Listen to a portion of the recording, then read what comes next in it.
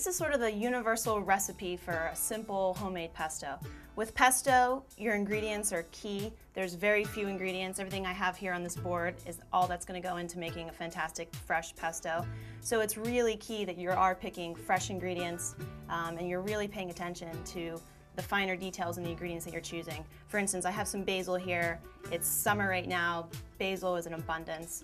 And this is a perfect example. This recipe of pesto is a typical regional Italian cuisine up in Liguria.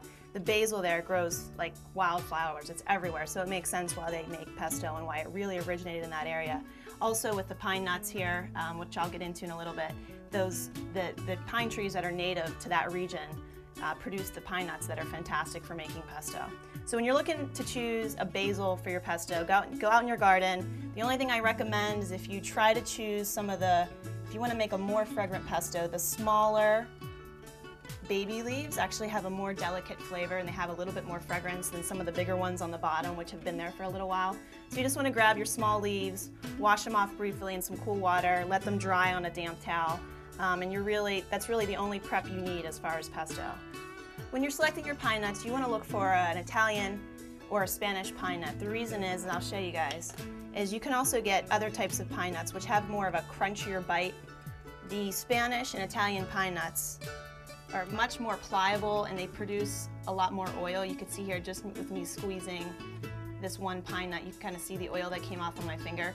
So two things. One, it's going to be very easy for me to mash this in the mortar as well as release this really nice oil, which is where that nuttiness flavor comes from. So if you're selecting pine nuts, try to go Italian or Spanish if you can. It's going to make a better pesto. So you need some garlic. Just caution you not to use too much garlic. A lot of people make it a garlic sauce with a hint of basil. It needs to be a basil sauce with a hint of garlic, so make sure you keep that in the right perspective. Usually 1 clove is enough, maybe 2 small ones for a small 1 pound recipe. For making 1 pound of pasta, that's enough.